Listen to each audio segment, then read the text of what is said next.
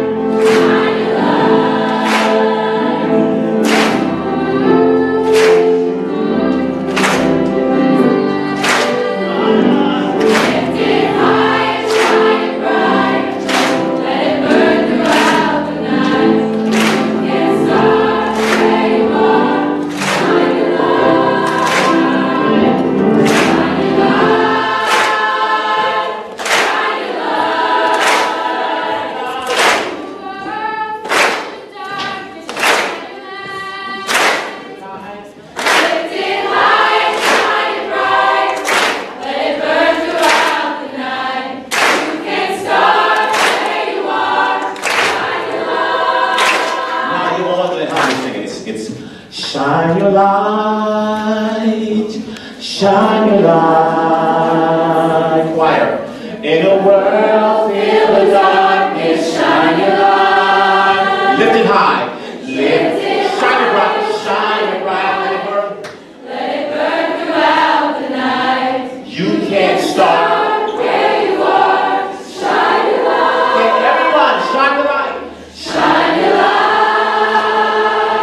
Shine your light. In a world filled with darkness, shine your light. lift it high. Lift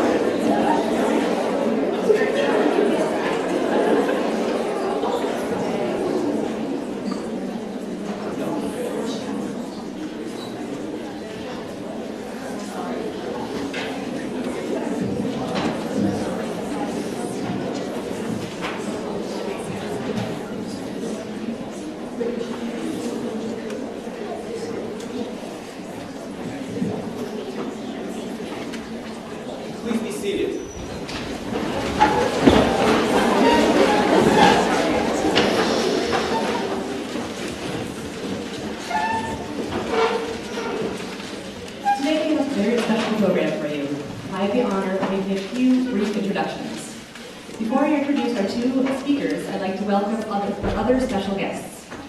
Today, we welcome back to campus our very own Anne Helena.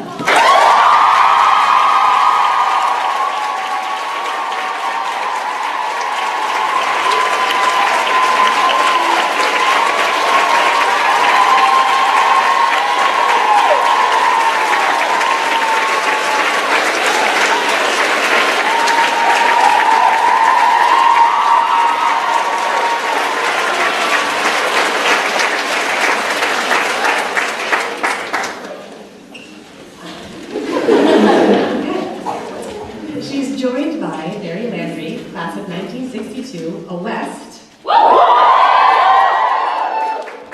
first head of AA. She's the vice chair of the U.S. Fund UNICEF and one of the original 8 women who helped to build Mariendo Girls' School in Nyamata, Rwanda. Finally, her colleague, Beth Floor, former board chair of Mariendo Initiative, is also with us today. These women have dedicated their lives to the empowerment of women and girls around the world. You'll recall that this past summer, we sent a group of 17, including students, faculty, and parents to the Mariendo Girls' School for a visit. They spent time at Jovial Carenzi's home with Nicole Mazzazera, class of 2015, whose late mother, a senator passionate about girls' education, had in 2004 allocated the land on which the school was to be built. Today, the Mariendo Girls' School is the #1 girls' school in Rwanda, and there, Hutu and Tutsi girls learn together on a campus that looks in many ways like Westover, but is built on the site of a former concentration camp used during the 1994 genocide. We live in a world where millions of our neighbors have been killed in genocides and civil wars, and millions more are survivors living as refugees.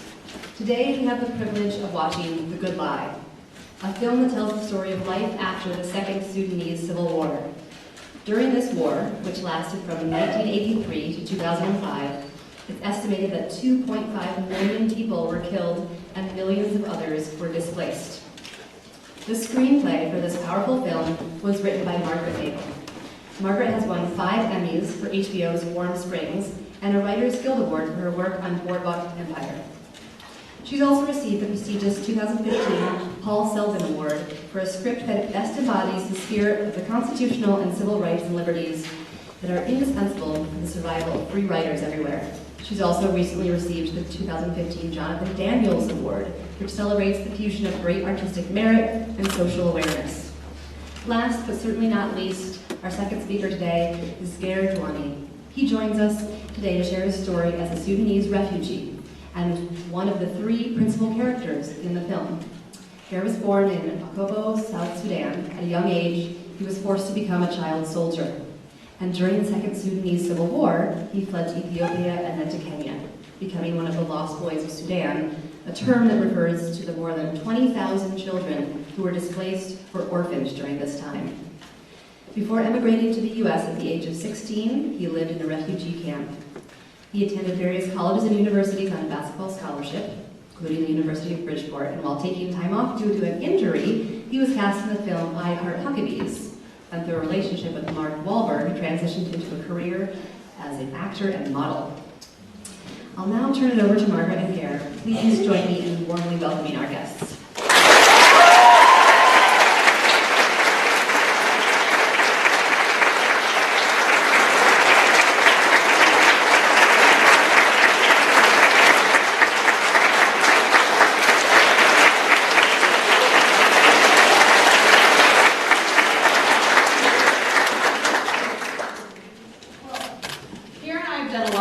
Together around the country, but we've never done one like this. Your school is so beautiful, and we thank you so much for the incredible welcome you've given all of us today.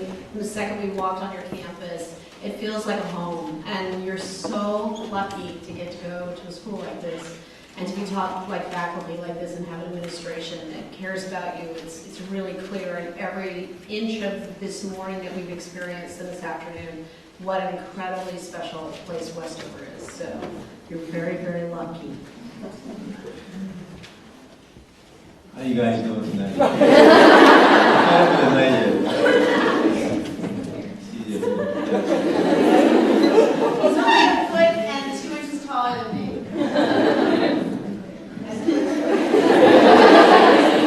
Now Margaret's gonna my problem child. No, I say name, but Margaret and I have been traveling all over the world, meeting special people, especially like you guys. And for the past 3 weeks, I was in 4 continents, speaking to young people such as you guys. Yes, my name is Duany. I'm from the Republic of South Sudan. It's the newest nation in the world. And many people know that I was among the kids that really left the country in 1987 at a very young age. I probably was about you guys' age, or maybe even younger, to find safety in different countries. And then, however, I find opportunity to come to the United States when I was a teenager. And I continued to go to school and try to find my way in life. So coming across people like Margaret and become a new family that we share the same outlook about the world, and that's the reason it's very special to be here this afternoon and sharing what I know and also try to learn from you guys. This is more like a conversation, so you guys can all feel free to ask me any question. Trust me, I'll answer. Well, so you might wonder, it's funny, Gare read through. He fixed it. So Gare and I wrote the script for The Good Life 10 years ago. It was an open assignment in Los Angeles at Paramount Studios. And it's funny because you would think, what does this white girl know about being a Sudanese refugee of war? And it's funny because I'm a storyteller. And stories are very important because stories go beyond religion, they go beyond politics, they go beyond borders. Stories, there's something innate in all of us in our DNA that loves and craves stories. That's why they're on ancient cave walls. That's why they're in every culture in the world. We've been telling stories to each other since the beginning of time. And it's at the forefront of who we are as human beings. And why are stories so powerful? Because they can communicate something that can't happen when you just say something directly. So a newspaper article or a documentary doesn't do the job that a movie can, let's say. And a movie is, I believe, it translates all languages. When you're alone in the dark and you watch images on a screen of people, you drop a lot of your biases as a viewer. There's something that happens that's really quite magical. And you drop your ego and you drop that, well, that wouldn't happen. And I don't believe that. And I read an article once and it told me that didn't happen. And it's like, no, you kind of, this curtain drops inside of you. It's very private. And you absorb the story, just like when you're alone with a great book, right? It's just you with that book. So why would I be able to tell this story? This brings back to Gare when he first read the script. He was like, this Sudanese lady, Margaret Nagel, let me tell you, she's got it down. She's a lost girl. But yeah, and they all thought that I was Sudanese when I read the script, but the fact is, you write what you know. And if any of you are writers, and you're going to be writing college essays, and there's so much in your work, you've got to write, and I know what you're going through. It's so hard. You have to write you have to put you into your work, you have to write what you know. Because only you can tell your story. Only you has that point of view. No one can write like you. No one can tell a story like you. And you have to, instead of going, oh, that person's doing it better than me, or your story is the best story. So I am a lost girl. I grew up in a family that was fractured. I grew up in a family where a lot of devastating things happened in my childhood, and we took care of each other as children. And my parents were not cognizant, available, didn't have it together to take care of me and my brothers. And I have older brothers, and I have a brother who is severed his brainstem in a car accident. He's a spastic quadriplegic with brain damage, and I shared a room with him. He could not swallow, he could not roll over, he could not move his eyes. He could not talk, but I taught him to talk. It took a couple years, but I taught him to talk. And speech therapists help, but I'd sit there and we created our own sign language. And I thought that was normal, right? I thought everybody had to work with people whose communication styles were different. I thought everybody had parents who were grieving. I thought everybody started cooking their own dinner when they were 5.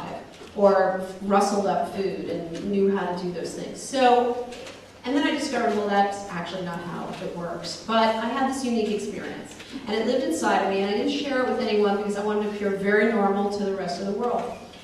So when I became a writer, I discovered that the themes that moved me the most were the themes of children going through struggle. So the first movie I wrote was about Franklin Roosevelt dealing with his polio and going to a polio rehabilitation center in the South that was all children, because it was a polio epidemic and it left kids crippled and having to learn how to use their bodies again. Well, I knew a lot about watching that. So when it came to The Good Lie, they said there's this open assignment for this movie about these children that survived this. I didn't know where Sudan was, guys. I didn't know anything about Africa that I should. It's terrible. And I wanted to get into this job. And the thing that you guys are going to learn when you leave here is that failure is actually your friend. And it's something I really don't want you to be afraid to fail, because failing is how you get to something better. Always. And that's something that my life has been, overcoming many, many failures, and it's worked out great. Never let a failure stop you from being successful. It only will stop you from being successful if you let it. Truly, no one cares. And as far as where you're going to go to college, where you go to college does not determine your success in life. I'm telling you, sorry school, but it doesn't. You determine your success in this life. And that's something I learned, this sort of independence and survival instincts, so that when I saw the story and I came across the story, I was like, oh, they're just like me. This is like my childhood. This is their relationships and the way they connect and the friendships they built with one another and their commitment to one another. I know this story. I understand this story. And so when I finally was able to get into Paramount, which didn't want to see me because I wasn't a very experienced screenwriter, and they had lots more experienced people they wanted to see, I finally got in. And I told them I had the whole movie worked out. I'd done a crash course on Sudan, on the Lost Boys, on immigrants, refugees of war, and I went in and I knew I had one shot. And we usually only have one shot, which is why your college essays have to be really good. But so don't misunderstand me. They just gotta sound like you, not someone else. But I was able to go in and write a story that was as much about my life and my brothers as it was about them.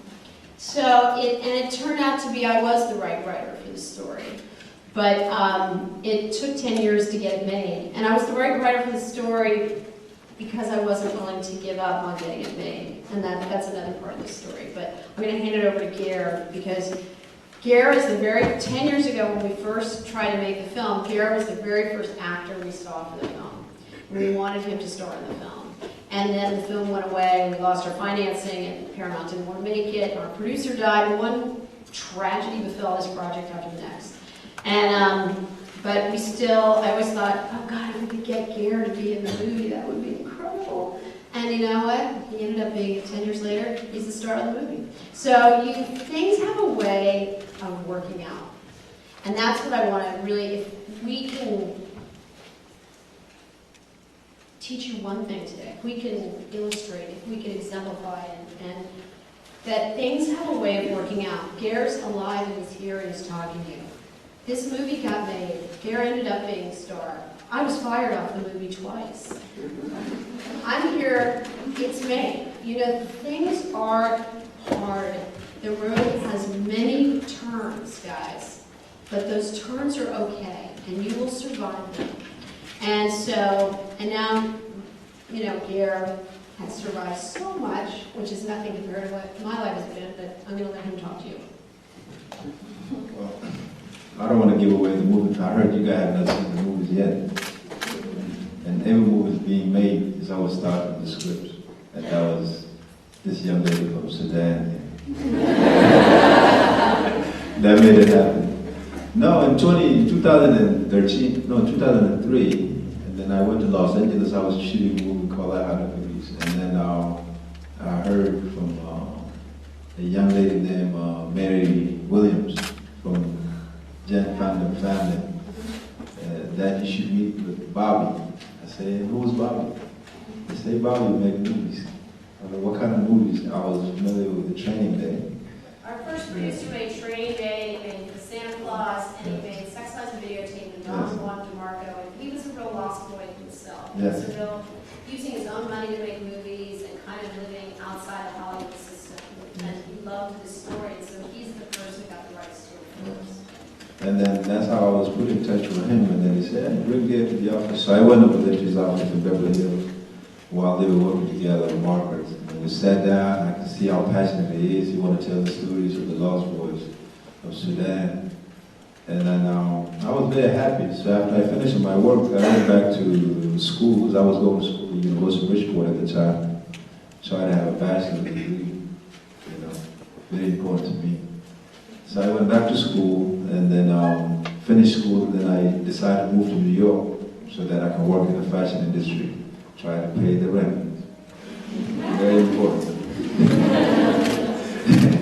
And pay the taxes too. So from there, then by 2013, a friend of mine really sent me the script, and I read the script, and I was, what is this?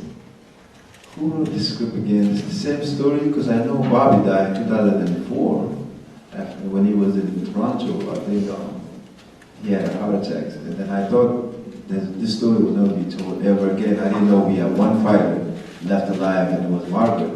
As you can see, she's being fired every time. She never gave up. And she would tell you guys, we should not give up.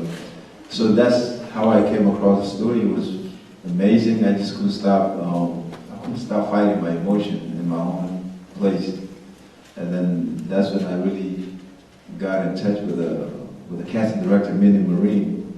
And then it's like, gotta put you in touch with Philippe, which is our director. That's how we say his name. His name is Philippe, in French accent. I call him Phil. So Phil and I, we got on a Skype conversation, and then, however, we end up knowing each other, or we crossed paths at some point, because he went to my home country in 1994. That's about time when I find a way to get out of the Civil War, and I came to the United States. And then he got caught in a crossfire in my home country, and then he said, hey, I was there. I said, yes, I know how the bullets fly over there. I'm glad that you find your way out of the Civil War in Sudan. So for 20 years, you've been trying, and then here was Margaret, fighting for this story to be told. And Bob is no longer here, and here I am in America, trying to find my way alive. You see how stories really bring people together. And that's how this story was really told. In 2013, we were moving around, speaking to a lot of people. It became a movement that really shared a special message, not only for the people of South Sudan or the lost boys of Sudan. It became a national story that is telling people, there's a problem around the world. We have over 60 million people being displaced all over the world. We have 28 civil wars all around the world.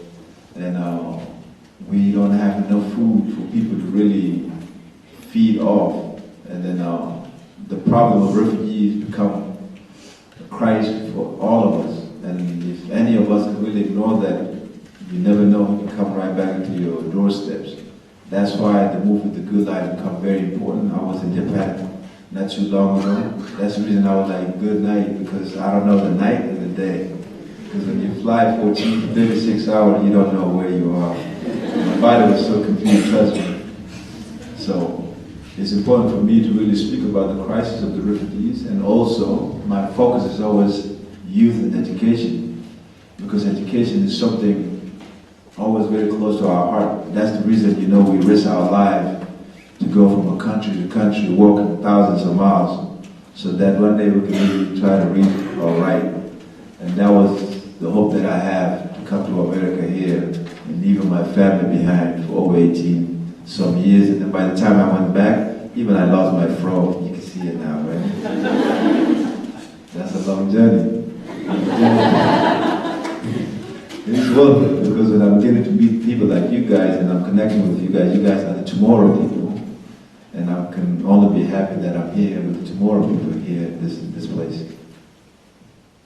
Well, you guys are the future. And I truly believe, someone asked me, why did I write this film? And I thought about, I was living in New Canaan, and my teacher had us read a book called Walkabout. I don't know if you've read this book, and there's a movie of it. And Walkabout is two Australian children get lost very wealthy children get lost from their parents on a trip. They take a shortcut in the desert, and they meet an Aborigine boy on his walkabout, which is a journey that they take by themselves for many, many months. And he has to interrupt his walkabout and take care of his brother and sister and lead them to safety. And they're from different cultures, different worlds, and they have to learn to understand and communicate with one another. And I realized that it was the books and the things that I had been exposed to in 5th, 6th, 7th, 8th, 9th, 10th grade that were behind what I was writing now. That what you are learning right now shapes and focuses you for the rest of your lives. And this refugee crisis that Gare refers to, at the end of World War II, there were 52 million refugees of war with nowhere to go, nowhere to live. Their countries, their homes, everything was gone. The war was over. What was going to happen to them? And the United Nations was created shortly after this, and we figured out a way to find a place for those 52 million people. And now we are at a place where there are 28 civil wars going on in the world, and we have 60 million refugees. And when you talk about refugees of war, you're really talking about children. And that means they're missing out on education, and they're missing out food and nutrition, and they're missing out the chance to have a dream, and to think, what am I going to do when every day they wake up hoping they're going to find some food, and that they're going to stay safe that day.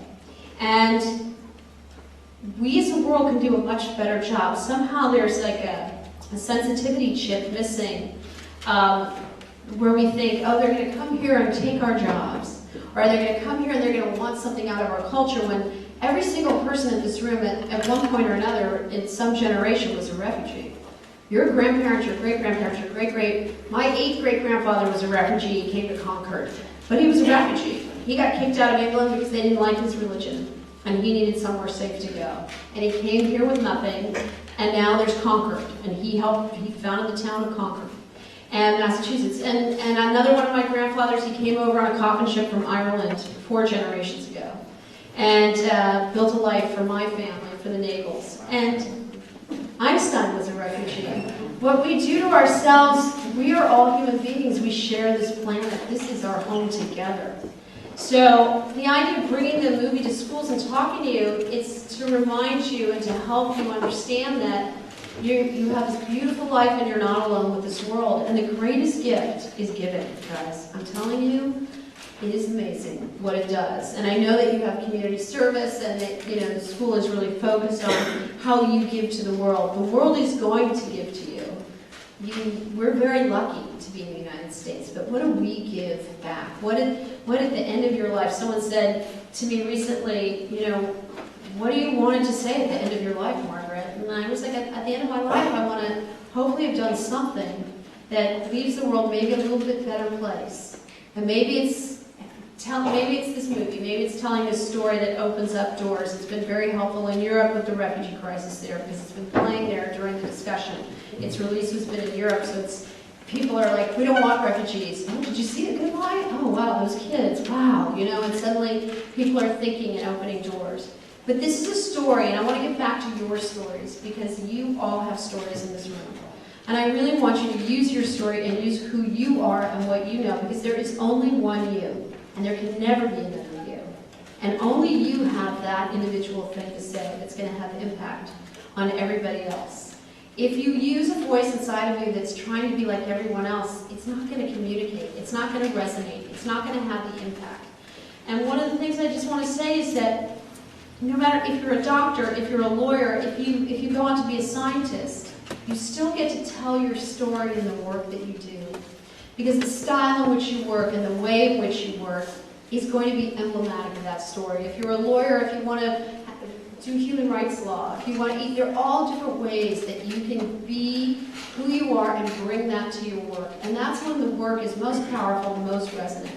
And also, I don't want you to be worried or ashamed. Gare has done many different things in his life. I have many different jobs in my life. I certainly didn't grow up, go to high school and think, I'm going to be a screenwriter. I would never, you couldn't, if you gave me $1 million, I would say, no, there's no way I'm going to be a screenwriter. I would never do that. What is that? I didn't decide to do that till the middle of my life. And that's the other thing. Just like the Lost Boys are on this journey, you're on a journey too. And you must embrace that journey, and you must, don't be hard on yourself. When you think that this road goes straight and it's a dead end, it's just a dead end. You turn around, you walk back, you get on a different road. The most important thing is to keep moving. And one of the reasons I never gave up on the film is that those kids walking through the desert never gave up. And they never gave up in the refugee camp when they had 9 books for the whole camp to read. You know, Sudanese kids say, education is my mother and my father. It will speak for me as my parents cannot. And in the camp, they would have really high winds where they couldn't see during certain hours of the day, so they'd get up at 4 a.m. when the winds weren't high so they could read these books. So they know, and the books are really random that they had in the camp, and some were really out of date. Do you remember any books that you read? You weren't in Kakuma very long, were you? No, I was not in Kakuma, actually, because there was more than one refugee camps in East Africa. So Kakuma is one of them, and then I was in a different one, it's called Dadaab Ifo, between Kenya and Somalia. And some people say it was the worst camp ever, but I didn't know any better, so I was content over there until I found a way out. It's good to be ignorant sometimes. Go No, the things that Margaret is really saying is true. Even last June when I went to Kenya, I went to Kakuma camp again, and I went to the place called Peace School. The Peace School is about 8,000 boys and girls who are living in the same area, and they are learning all together in the same area. And that Peace School is like, they don't even have textbooks, they don't even have pen. It's like sometimes you find 25 people with one book, or one pencil, then 3, 4 people can really cut into small pieces. They're just so eager to learn, you know, and you guys age me, and I was with them there. And actually that's where I get my inspiration sometimes. I get it from youth like you guys, you know. I don't have to find it somewhere, or people like Margaret, you know, that incredible writers. And the same thing goes to, that's another school too in Nairobi, Kenya. It's founded by the Lost Boys that did not come to America. And then because it's not all of us have to come to. You think about the number that come here and the number that left behind, you know, this big number is left behind. So I guess I was in luck to be here, and going back 21 years later on, I'm finding some of my colleagues and they're really doing their best to just volunteer their time, try to teach the other young ones that just became refugees because our country just currently plunged into an intense civil war that killed thousands of people, and we have over 6 million people outside the country, and many of them really are dying from hunger. So even the current civil war is called the crisis of the children.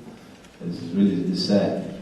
So, but the spirit of those kids, they're just like you guys, it's just as amazing. They just don't give up. So like what Margaret was just saying, we just dreamed, and we keep on dreaming, and life continues to happen to all of us. And that's how those kids are, and I think the same goes for all of us as we are in this room here. And if you ask a kid in a refugee camp in Sudan, what does he want?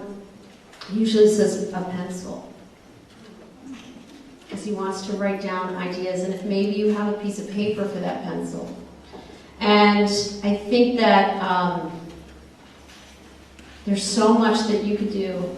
And I don't want you to be afraid to help people or think it's overwhelming. That's the other thing is we go, what can we do? I mean, it's such a huge problem. It's so big. And it's like, well, actually, you break it down. And one of the things in the film, which you'll see today, is that the female character is not someone who would ever do anything for anybody else. She's no saint. She's never even thought about, she doesn't know Sudan from Somalia, from whatever. And suddenly she meets a human being, and the human being is just like her. And the same ideas, and the same questions, and the same dreams. And she realizes she can do very little, but a little can make a lot. You know, someone once said to me that if you take off from LAX and you're 1 degree off your flight plan to New York, you say LAX to JFK, you're 1 degree off your flight plan, you will land in Nova Scotia. And that's a whole other country. Okay, so 1 degree off your flight plan to help someone else, to do something for someone else, can take you in such a direction that is so magnificent and so far-reaching, but you haven't turned yourself inside out. You haven't given up anything. You've just made this one little adjustment, and that's going to change everything, because farther down the line, everything we do affects you, affect me, I affect you. We're all in this room together, and we're all working off one another, and that's how it is for the whole planet. So if you do something, it does affect somebody else, and there's a chain effect to all these things. I mean, Barry Landry's here. She's changed my life in so many ways. I was just laughing about it today, going, and Barry just reached out to me and did something incredibly helpful to me in this film. And it's allowed me to do other things and meet other people, and it just keeps going. So I want you guys to keep going. I want you to take from this today how impactful and important your lives are, and that the things that you can do for other people will maybe be the most gratifying you've ever done. And to not be afraid to walk through the desert like the Lost Boys sometimes and be alone, because you come out of the desert and you're not alone. And remember that education is your mother and your father, and that it will always speak for you, and that you're just so lucky to be able to be at a school like this.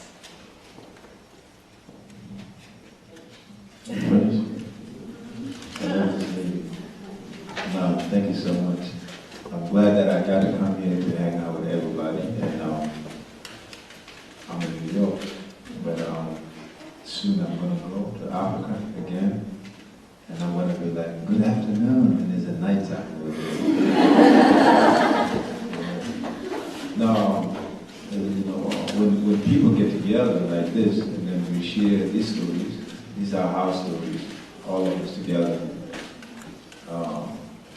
We are on this planet together, and then sometimes when we talk about this person is a refugee, and this person is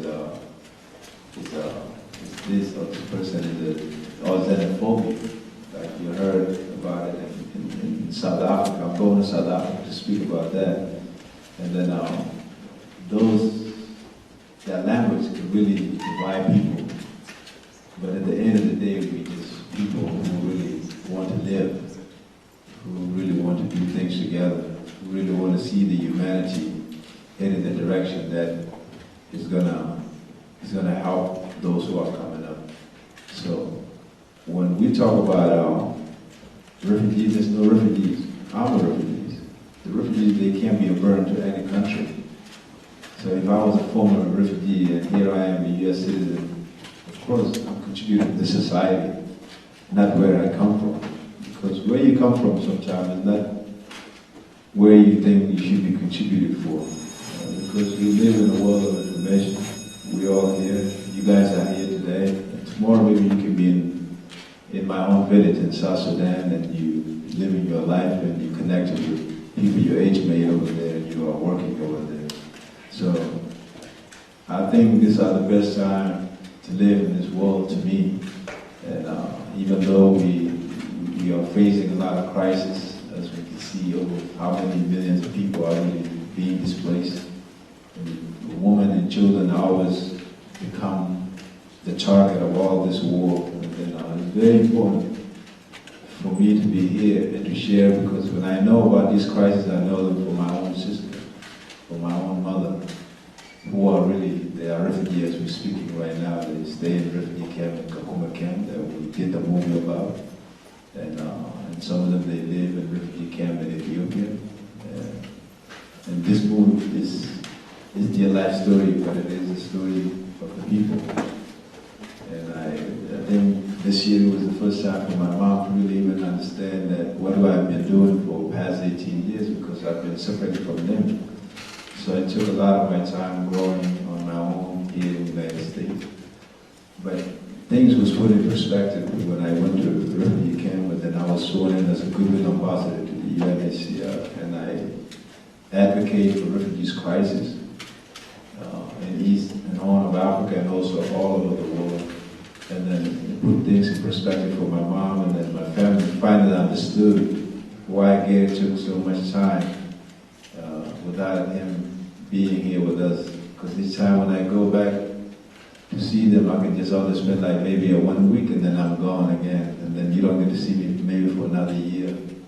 So it's kind of difficult, you know, for our family to really understand. But what becomes important sometimes is not only the direct family, the direct signature for me. It becomes how do this world really function?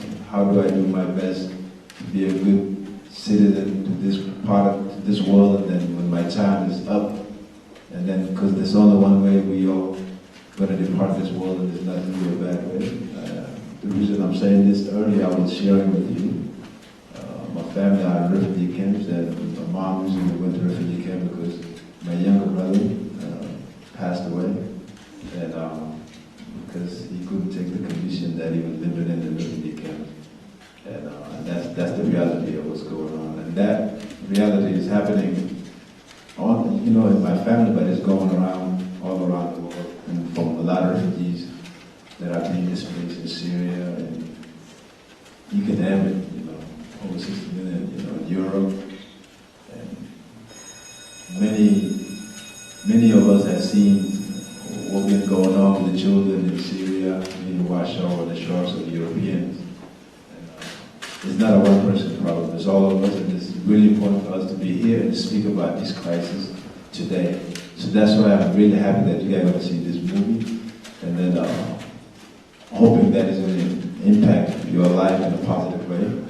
And you can take what you can, and the crisis really exists, yes. Thank you, guys.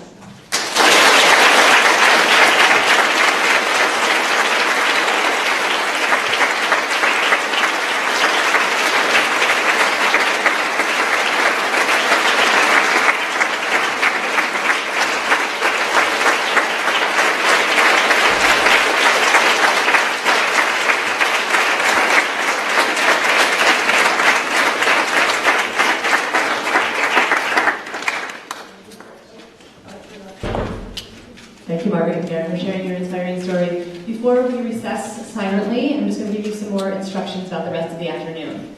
So immediately following chapel, you can join the special guests in a continued conversation in the common room, and that is at 1:20, as I said.